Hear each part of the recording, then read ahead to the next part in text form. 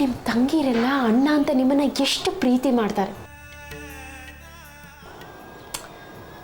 ಎಷ್ಟು ಒಳ್ಳೆ ತಂಗಿರು, ಎಷ್ಟು ಒಳ್ಳೆ ತಂದೆ, ಎಷ್ಟು ಒಳ್ಳೆ ಚಿಕ್ಕಪ್ಪ ಚಿಕ್ಕಮ್ಮ ರೇ. ನಿಮ್ಮ ಕುಟುಂಬನೇ ಒಂಥರ ಆದರ್ಶ ಕುಟುಂಬ ರೀ.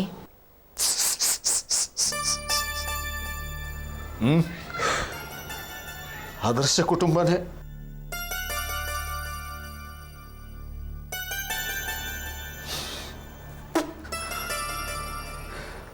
ಆದರೆ ನಾನು ಹಳೆಬೀಡು ದೇವಸ್ಥಾನದ ಪಕ್ಕದಲ್ಲಿ ಒಂದಿಷ್ಟು ವೇಸ್ಟ್ ಆಗಿರೋ ಕೆತ್ತನೆಗಳನ್ನು ಹಾಕಿದ್ದಾರೆ. ನೋಡಿದೀಯಾ? ಅವೆಲ್ಲ ಕೆತ್ತುವಾಗಲೇ ಆಕಾರ ಕಳ್ಕೊಂಡಿದ್ದಲ್ಲ, ಎಲ್ಲ ಸುಂದರವಾದ ವಿಗ್ರಹಗಳೇ ಆಗಿದ್ದು ಈ ವಿದ್ಯಾನ ಹಾಗೆ. ಇದ್ದಕ್ಕಿದ್ದಾಗೆ ದಿಢೀರ್ ದಾಳಿಗೆ ಕೈ ಕಾಲು ರುಂಡ ಮುಂಡ ಎಲ್ಲ ಕತ್ತರಿಸ್ಕೊಂಡು ಮಣ್ಮುಕ್ತ ಬಿದ್ದಿವೆ, ಚೇಡ್ರ ಬಲೆ ಕಟ್ಕೊಂಡು. ನಮ್ಮ ಕುಟುಂಬದಲ್ಲಿ ನಾನು ಹಾಗೆ ಒಂದು ವೇಸ್ಟ್ ಮೂರ್ತಿ. ಹಿಂದೆ ಮುಂದೆ ಮೇಲೆ ಕೆಳಗೆ ಯಾವ ಕಡೆಯಿಂದಲೂ ಸರಿ ಇಲ್ಲದೆ ಇರೋ ಮೂರ್ತಿ. ಪ್ಲೀಸ್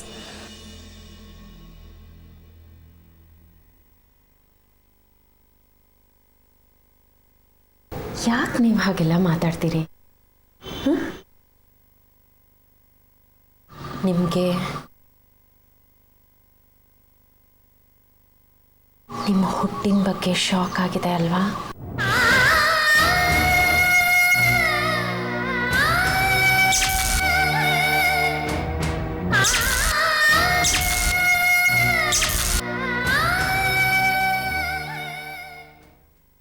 ನಿಮ್ಮ ಕುಲದ ಬಗ್ಗೆ ವ್ಯಾಕುಲತೆ ಆವರಿಸಿದೆ ಅಲ್ವಾ?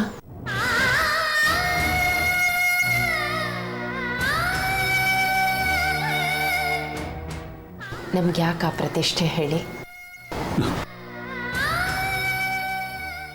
ನಿನಗ್ಯಾರು ಹೇಳಿದ್ರು? ಮಾವ ನಾನೇ ಒತ್ತಾಯ ಮಾಡಿ ಕೇಳಿದ್ದಕ್ಕೆ ಹೇಳಿದ್ರು. ಹೆಂಡತಿ ಆದವಳಿಗೆ ಇದನ್ನೆಲ್ಲ ತಿಳ್ಕೊಳ್ಳೋ ಹಕ್ಕಿರುತ್ತಲ್ವಾ? ತಿಳ್ಕೊಂಡಿದ್ದು ನಿಮ್ಮನ್ನು ಹಂಗ್ಸೋಕ್ಕಲ್ಲ ರೀ, ನನ್ನ ಗಂಡನ ನೋವು ಕಡಿಮೆ ಮಾಡೋದಕ್ಕೆ ಏನಾದರೂ ಮಾರ್ಗ ಸಿಗತ್ತಾ ಅಂತ ಹುಡ್ಕೋದಕ್ಕೆ. ನೋಡಿ, ನಿಮ್ಮ ಹುಟ್ಟಿನ ಬಗ್ಗೆ ಆಗಲಿ ಕುಲದ ಬಗ್ಗೆ ಆಗಲಿ ನನಗೆ ಯಾವ ಸಂಭ್ರಮನೂ ಇಲ್ಲ, ವಿಷಾದ ಮೊದಲೇ ಇಲ್ಲ.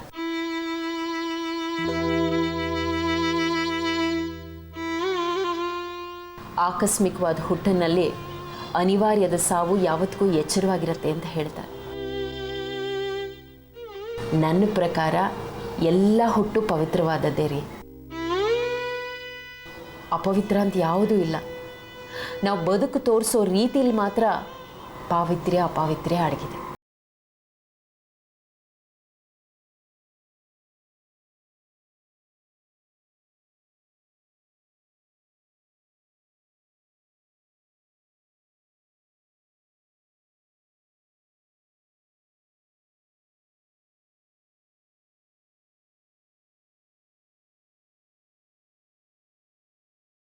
ಏನು ಕಳಂಕಾರಿ? ನೀವು ಸಂಸ್ಕೃತ ಲೆಕ್ಚರರ್, ಸಾವಿರಾರು ಜನಕ್ಕೆ ವಿದ್ಯಾದಾನ ಮಾಡಿರೋ ಒಳ್ಳೆ ಲೆಕ್ಚರರ್ ಅಂತ ಹೆಸರು ತಗೊಂಡಿರೋ, ಎಲ್ಲ ಸ್ಟೂಡೆಂಟ್ಸು ನಿಮ್ಮನ್ನ ಪ್ರೀತಿಸೋಷ್ಟು ಜನಪ್ರಿಯತೆ ತಗೊಂಡಿರೋರು. ಇದಕ್ಕಿಂತ ಇನ್ನೇನ್ರಿ ಬೇಕು? ನೀವು ಯಾವಾಗಲೂ ನಗ್ನಗ್ತಾ ಇದ್ರೆ, ತರಲೆ ಮಾಡಿಕೊಂಡು ಮನೆ ತುಂಬ ಓಡಾಡ್ತಿದ್ರೆ, ತಂಗಿರ್ನೆಲ್ಲ ಗೋಳಾಡಿಸ್ತಿದ್ರೆ, ಆಗ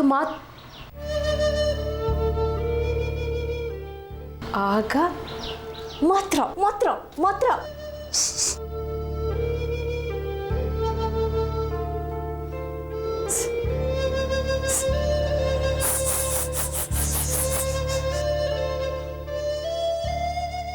ಆಗ ಮಾತ್ರ ಇದು ಮನೆ ರೀ.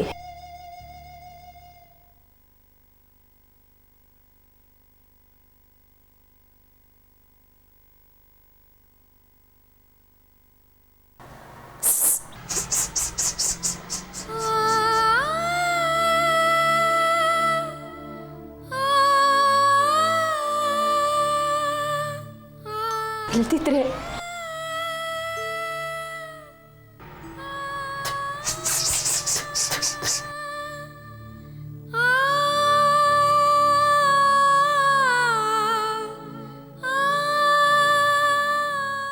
ಇನ್ಮೇಲೆ ನೀವು ಯಾವತ್ತೂ ಹೇಗಿರಬಾರ್ದು.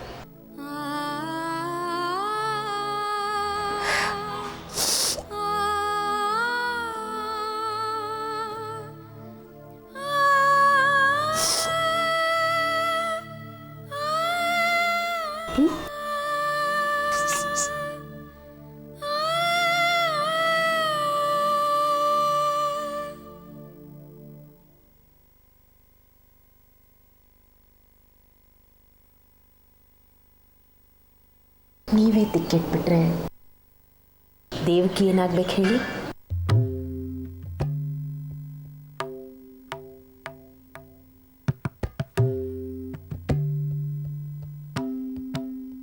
ದೇವಕಿ ನೆನೆಸ್ಕೊಂಡ್ರೆ ಕಲ್ಲ ಕತ್ತರಿಸಿದಾಗ ಆಗುತ್ತೆ ಪದ್ಮ. ಆ ಮಗು ಕಥೆ ಏನು? ಅದಕ್ಕೂ ಒಂದಿನ ನಂತರನೇ ಶಾಕ್ ಆಗೋ ಹಾಗೆ ನಿಜ ಸ್ಥಿತಿ ಗೊತ್ತಾದ್ರೆ ತಡ್ಕೊಳ್ತದ?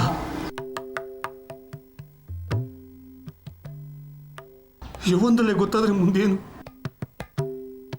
ಮುಂದೆ ಆ ಮಗು ಏನ್ ಬೇಕಾದ್ರೂ ಆಗ್ಬೋದಲ್ವಾ?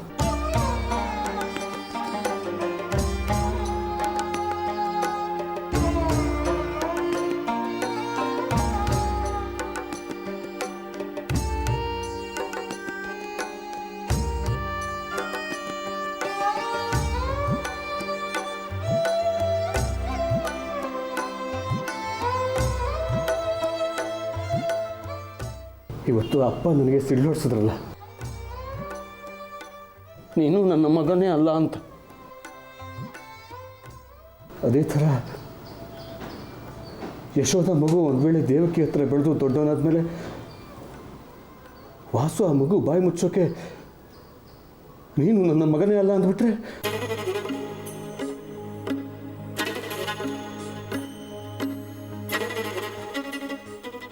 ಮನಸ್ಸು ರಚ್ಚೆ ಹಿಡಿಯುತ್ತೆ,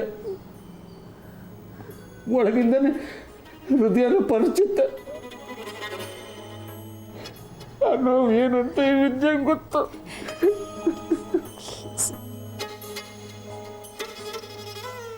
ಇಲ್ಲಿ ನೋಡಿ, ನಿಮ್ಮ ಹಿಂದೆ ಹೀಗೆಲ್ಲ ಇದೆ ಅಂತ ಗೊತ್ತಾದ್ಮೇಲೆ ನಿಮ್ಮ ಹೆಂಡತಿ ಹೃದಯದಲ್ಲಿ ನೀವಿನ್ನೂ ಭದ್ರವಾಗಿದ್ದೀರ. ಮಗೋತಾರ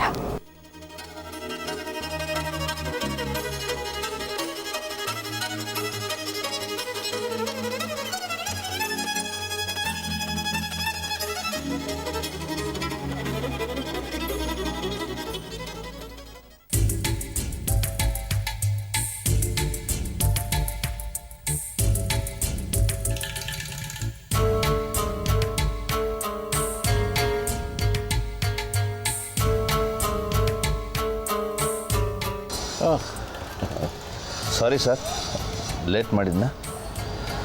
ಏನಿಲ್ಲ, ಹೇಳಿದ ಟೈಮ್ಗಿಂತ 5 ನಿಮಿಷ ಮುಂಚೆನೇ ಬಂದಿದ್ದೀರಲ್ಲ, ಗುಡ್. ಎಷ್ಟಾದರೂ ನೀವು ಬಿಸ್ನೆಸ್ ಮನ್ನಲ್ಲೇನಪ್ಪ, time is money for you. ಚಚೆ ಹಾಗೇನಿಲ್ಲ ಸರ್. ನಾನು ನಿಮ್ಮನ್ನು ಇಲ್ಲಿಗೆ ಯಾಕೆ ಬರ ಹೇಳಿದೆ ಅನ್ನೋದು ಗೊತ್ತಾ?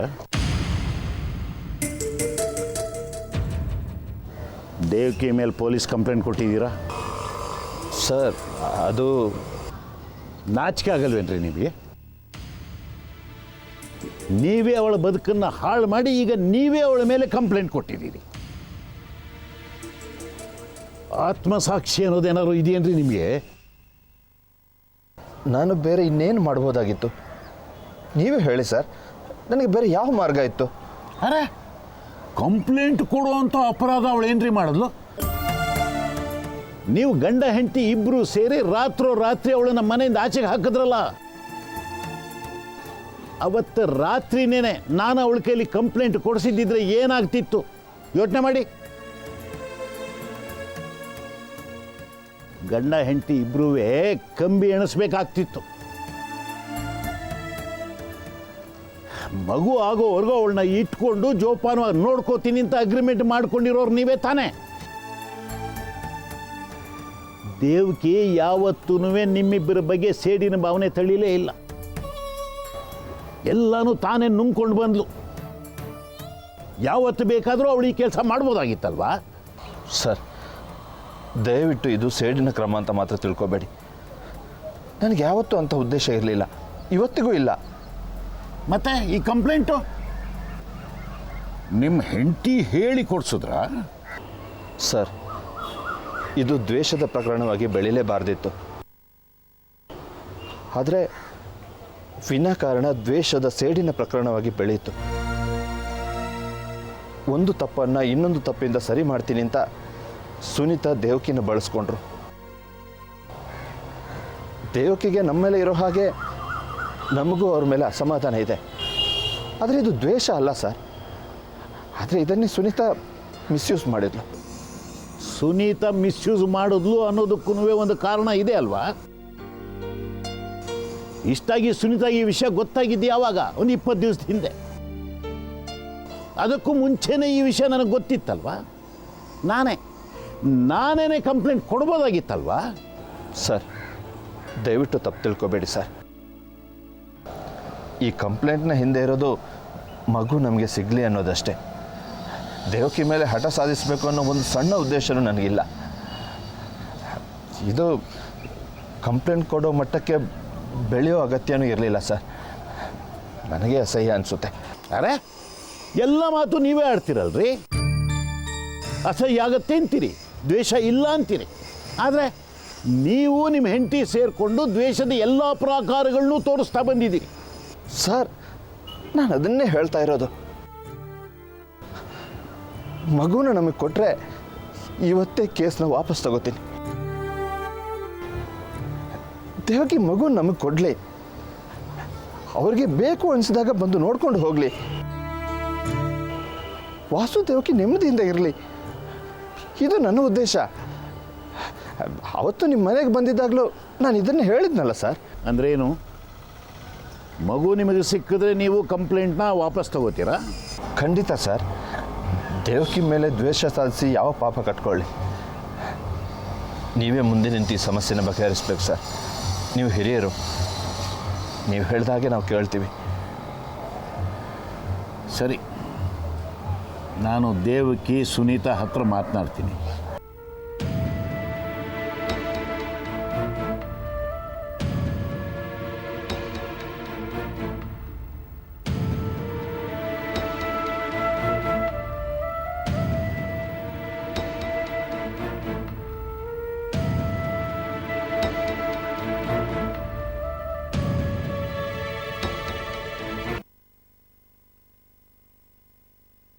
ಇದು ಚೀಟಿಂಗ್ ಕೇಸ್ ಹೇಗಾಗುತ್ತೆ ಸರ್? ಹಾಗಂತ ಕಂಪ್ಲೇಂಟ್ ಕೊಟ್ಟಿದ್ದಾರೆ ರಘು. ಒಂದು ಕೆಲಸ ಒಪ್ಕೊಂಡು ಅದಕ್ಕೆ ದುಡ್ಡು ತೊಗೊಂಡು ಕೆಲಸ ಮಾಡಿಕೊಡಲ್ಲ ಅಂದರೆ ವಂಚನೆ ಅಲ್ವಾ? ನೀವೇ ಹೇಳಿ. ಸರ್, ಮೇಲ್ನೋಟಕ್ಕೆ ಹಾಗೆ ಕಾಣುತ್ತೆ ಅಷ್ಟೇ. ಆದರೆ ಅಂತರಂಗದಲ್ಲಿ ಬೇಕಾದಷ್ಟು ವಿಷಯಗಳಿವೆ ಸರ್. ಇವಳು ಒಪ್ಕೊಂಡಿದ್ದೇನೋ ನಿಜ, ಆದರೆ ಅವರು ಅದಕ್ಕೆ ತಕ್ಕ ಹಾಗೆ ನಡ್ಕೊಳ್ಳಿಲ್ಲ. ಸಮಸ್ಯೆ ಶುರುವಾಗಿದ್ದೆ ಅಲ್ಲಿ. ನೋಡಿ ಮೇಡಮ್, ನೀವು ಹೇಳಿದ್ದು ನನಗೆ ಅರ್ಥ ಆಗುತ್ತೆ. ಇಂಥ ಸಂದರ್ಭದಲ್ಲಿ ಏನೇನು ನಡೆದಿರುತ್ತೆ, ನಮ್ಗೆ ಅವೆಲ್ಲ ಇಂಪಾರ್ಟೆಂಟ್ ಅಲ್ಲ. ಸರ್, ಈಗ ತಿಕ್ಕಾಟ ಆಗಬೇಕಾದ್ರೆ ಎರಡೂ ಕಡೆಗಳಿಂದ ತಪ್ಪುಗಳಾಗಿರ್ಬೇಕಲ್ವಾ? ಎರಡು ಕೈ ಸೇರಿದ್ರೆ ತಾನೇ ಚಪ್ಪಾಳೆ. ಈ ಕೇಸಲ್ಲೂ ಅದೇ ಆಗಿದೆ. ಹೌದು ಸರ್, ನಮ್ಗೆ ಯಾರಿಗೂ ಈ ವಿಷಯ ಎಲ್ಲ ಗೊತ್ತೇ ಇರಲಿಲ್ಲ. ನನ್ನ ನಾದಿನಿ ಮುಂಬೈನಲ್ಲಿದ್ದಾಳೆ ಅಂತಾನೆ ನಾವೆಲ್ಲ ಅಂದ್ಕೊಂಡಿದ್ವಿ. ಅವಳು ಬಾಡಿಗೆ ತಾಯಿ ಆಗಿದ್ದೂ ಗೊತ್ತಿಲ್ಲ, ಹೀಗೆಲ್ಲ ಆಗತ್ತೆ ಅನ್ನೋದು ಗೊತ್ತಿರಲಿಲ್ಲ ಸರ್. ಆದರೆ ಒಂದು ಮಾತಂತೂ ನಿಜ ಸರ್, ಯಾವ ಹೆಣ್ಣು ಬೇರೆಯವ್ರ ಮಗುಗೆ ತಾಯಿ ಆಗೋಕೆ ಒಪ್ಕೊಂಡ್ಮೇಲೆ ಆ ಮಗು ತನ್ನ ಹತ್ರ ಇರಲಿ ಅಂತ ಬಯಸಲ್ಲ ಸರ್. ಅದು ಈ ಸಂದರ್ಭದಲ್ಲಿ ಮೊದಲು ಮಗು ಕೊಟ್ಬಿಟ್ಟು ಬಿಡುಗಡೆ ಹೊಂದೋಕೆ ನೋಡ್ತಾಳೆ. ಆದರೆ ಇಲ್ಲಿ ಆಗಿರೋದೇ ಬೇರೆ ಸರ್. ಅವರು ಒಪ್ಪಂದದ ಪ್ರಕಾರ ನಡ್ಕೊಂಡಿಲ್ಲ, ಅದಕ್ಕೆ ಇವಳು ಹಾಗೆ ಮಾಡಿದ್ದಾಳೆ. ಆದರೆ ಇದರಿಂದ ನಿಮ್ಮ ನಾದಿನಿಗೆ ತೊಂದರೆ ಜಾಸ್ತಿ.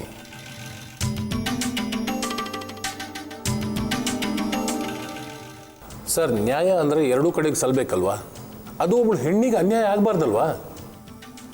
ನೋಡಿ, ಇದೊಂದು ಸ್ಪೆಷಲ್ ಕೇಸು ಅನ್ನೋದು ನೆನಪಿರಲಿ. ಇದುವರೆಗೆ ಇಂಥ ಸಮಸ್ಯೆ ಬಂದಿರಲಿಲ್ಲ. ಇಲ್ಲಿ ಗಂಡು ಹೆಣ್ಣು ಮಗು ಯಾವುದೂ ಮುಖ್ಯ ಅಲ್ಲ, ಇದೊಂದು ಬಿಸ್ನೆಸ್ ಕಾಂಟ್ರಾಕ್ಟ್ ಥರ. ದುಡ್ಡು ತಗೊಂಡು ಮಗು ಹೆತ್ಕೊಡ್ತೀನಿ ಅಂದಿದ್ರು, ಮಗು ಕೊಟ್ಟಿಲ್ಲ. ಅದಷ್ಟೇ ಮುಖ್ಯ ಇಲ್ಲಿ. ಒಟ್ಟಿನಲ್ಲಿ ಒಪ್ಪಂದ ಮುರಿದಿದ್ದಾರೆ. ಅವರು ಮುರಿದಿದ್ದಾರಲ್ವಾ ಸರ್? ಆಗ ಅವರು ಕಂಪ್ಲೇಂಟ್ ಕೊಟ್ಟಿದ್ರೆ ರಘು ಯಶೋಧ ಅರೆಸ್ಟ್ ಆಗ್ತಿದ್ರು, ಅವ್ರಿಗೆ ಶಿಕ್ಷೆನೂ ಆಗ್ತಿತ್ತು. ರಘು ಚೀಟರ್ ಅನ್ನಿಸ್ಕೋತಿದ್ರು. ಈಗ ಅದು ದೇವಕಿ ಮೇಲೆ ಬಂದಿದೆ. ನಮಗಂತೂ ಏನು ಮಾಡಬೇಕು ಅಂತಲೇ ಹೊಳಿತಾ ಇಲ್ಲ ಸರ್. ನೋಡಿ, ಇದ್ರ ಸೂಕ್ಷ್ಮ ತಿಳಿದೆ ಮಾಮೂಲಿ ಕೇಸ್ ಥರ ನಾನು ವಿಚಾರಣೆ ಮಾಡಿಲ್ಲ. ಅದು ನನ್ನ ಕೆಲಸ ನಾನು ಮಾಡಲೇಬೇಕಲ್ವ. ಏನು ಮಾಡೋದು ಅಂತ ನೀವೇ ಹೇಳಿ ಸರ್. ನನಗನ್ಸೋ ಪ್ರಕಾರ ನೀವು ಮಗುನ ವಾಪಸ್ ಕೊಟ್ಟು ಕಾಂಪ್ರಮೈಸ್ ಆಗೋದೇ ಒಳ್ಳೆಯದು. ದೇವಕಿ ಅವ್ರನ್ನೇ ಕೇಳಬೇಕು. ಹಾಗಾಗಲಿಲ್ಲ ಅಂದರೆ ನೀವು ನಿಮ್ಮ ಪರವಾದ ಸ್ಟೇಟ್ಮೆಂಟ್ ಕೊಡಿ, ಎರಡನ್ನೂ ಫೈಲ್ ಮಾಡಿ ಕೋರ್ಟಿಗೆ ಸಬ್ಮಿಟ್ ಮಾಡ್ತೀನಿ. ಹಾಗಾದರೆ ಅವಳ ಹತ್ರ ಮಾತಾಡಿ ಅವಳನ್ನ ಒಪ್ಪಿಸೋ ಪ್ರಯತ್ನ ಮಾಡ್ತೀವಿ ಸರ್. ಕರೆಕ್ಟ್, ಹಾಗೆ ಮಾಡಿ. ಹಾಗೆ ಮಾಡಿದರೆ ಈ ಕೇಸ್ ಇಲ್ಲೇ ಕ್ಲೋಸ್ ಆಗುತ್ತೆ. It's better. ಸರಿ ಸರ್, ತುಂಬ ಥ್ಯಾಂಕ್ಸ್.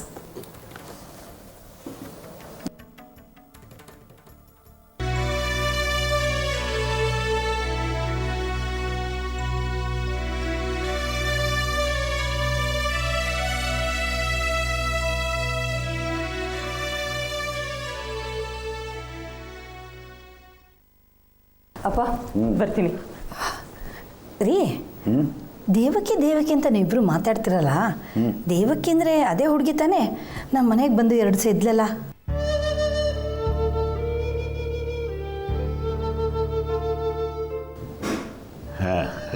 ಹೌದು,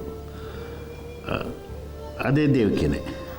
ಪಾಪ ತುಂಬ ಒಳ್ಳೆ ಹುಡುಗಿ ಅಲ್ವೇನ್ರಿ? ಪಾಪನೂ ಹೌದು, ಒಳ್ಳೆಯವಳು ಹೌದು. ಅದಕ್ಕೆ ಹೀಗಾಗ್ತಿರೋದು. ಹೌದು, ಅವಳ ಮಗು ವಿಚಾರ ಏನಾಯಿತು?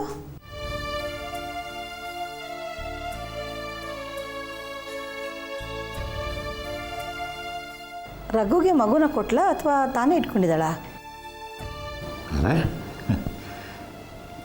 ಇದೆಲ್ಲ ನಿನಗೆ ಅಮ್ಮ, ದೇವಕಿ ವಿಚಾರ ನಿನಗೆ ಎಲ್ಲ ಗೊತ್ತು ಕಣೆ. ನಿಮ್ಮಿಬ್ಬರ ಮಧ್ಯೆ ನಾನು ಯಾಕೆ ಮಾತಾಡಲಿ ಅಂತ ಎಲ್ಲ ಗೊತ್ತಿದ್ರು ಗೊತ್ತಿಲ್ದಿಳ ಥರ ಸುಮ್ಮನೆ ಇದ್ದೆ. ನಾನೇನು ಮಾಡೋಕ್ಕೆ ಸಾಧ್ಯ ಹೇಳು? ಹಾಗಾದರೆ ದೇವಕಿಗಾದ ಅನ್ಯಾಯ ಗೊತ್ತಾ ನಿನಗೆ? ಅನ್ಯಾಯ ಹೌದು, ಅದಕ್ಕೆ ಅವಳು ಕೂಡ ಕಾರಣ ಅಲ್ವಾ? ತನಗೆ ತಾನೇ ಮಾಡ್ಕೊಂಡು ಅನ್ಯಾಯ ಇದು. ನಿನ್ನೇನೋ ಅಂದ್ಕೊಂಡಿದ್ದೆ ನಾನು, ಪರವಾಗಿಲ್ವೇ? ರೀ, ನಾನು ನಿಮ್ಮಿಬ್ಬರಷ್ಟು ಓದಿಲ್ದಿರ್ಬೋದು, ಆದರೆ ಮನುಷ್ಯರ ಸಂಬಂಧದ ಬೆಲೆ ಗೊತ್ತಾಗಲ್ವಾ? ಅದಕ್ಕೆ ಯಾವ ಡಿಗ್ರಿನೂ ಬೇಕಾಗಿಲ್ಲ ರೀ. ಅಮ್ಮ, ಈಗ ನೀನೇ ಹೇಳು, ದೇವಕಿ ಮಗುನ ಕೊಡಬೇಕಾ ಬೇಡವಾ? ಇಲ್ಲಮ್ಮ, ನಾನು ತೀರ್ಪು ಕೊಡೋಷ್ಟು ದೊಡ್ಡವಳಲ್ಲ. ನೀವಿಬ್ಬರೇ ಯೋಚನೆ ಮಾಡಿ. ನೋಡು ಸುನೀತಾ, ಅದು ಸುಲಭವಾಗಿ ಪರಿಹಾರ ಆಗೋ ಸಮಸ್ಯೆನ ನಾವೇ ಕಗ್ಗಂಟೆ ಮಾಡ್ಕೋತಾ ಇದ್ದೀವಿ.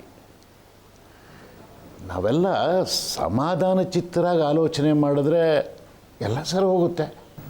ನಿನ್ನ ಮಾತಿನ ಅರ್ಥ ಮಗು ಕೊಡಬೇಕು ಅಂತ ತಾನೆ? ನೀನು ರಘು ಪರವಾಗಿ ಮಾತಾಡಬೇಡಪ್ಪ. ನೀನು ಯಾಕೆ ಹಾಗೆ ಅನ್ಕೋತೀಯ?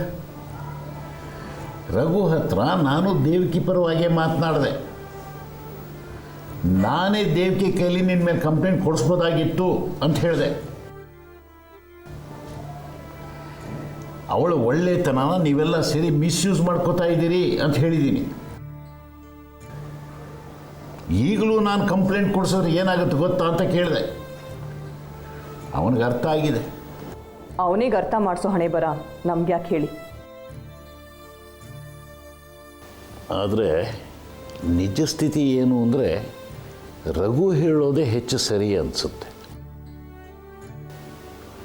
ಮಗುನು ಕೊಟ್ಟರೆ ಇವಳಿಗೂ ಕ್ಷೇಮ. ಆಹಾ, ಇದು ಸರಿಯಾದ ತೀರ್ಮಾನನಾ? ಚೆನ್ನಾಗಿದೆ. ದೇವಕಿ ಪರವಾಗಿದ್ದೀನಿ ಅಂತೀರಿ, ಆದರೆ ರಘು ಪರವಾಗಿ ತೀರ್ಮಾನ ಕೊಡ್ತಿದ್ದೀರಿ. ಮೊದಲು ಅವನಿಗೆ ಬುದ್ಧಿ ಕಲಿಸ್ಬೇಕು. ಬರೀ ಬುದ್ಧಿ ಕಲಿಸೋದೇ ಆಗೋಯ್ತಲ್ಲ. ಸಮಸ್ಯೆಗೆ ಪರಿಹಾರ ಹುಡ್ಕೋಕ್ಕೂ ಪ್ರಯತ್ನ ಪಡು. ಮಗುನ ಕೊಟ್ಟರೆ ಇಲ್ಲಪ್ಪ, ಮಗು ಕೊಡೋ ಮಾತೇ ಇಲ್ಲ. ರಘುಗಂತೂ ಕೊಡೋದೇ ಇಲ್ಲ, ಬೇಕಾದರೆ ನಾನೇ ಸಾಕೋತೀನಿ. ಸರಿಯಪ್ಪ, ನಾನಿನ್ನು ಬರ್ತೀನಿ. ರಘು ಹತ್ರ ಇನ್ನು ರಾಜಿ ಮಾತು ಬೇಡ.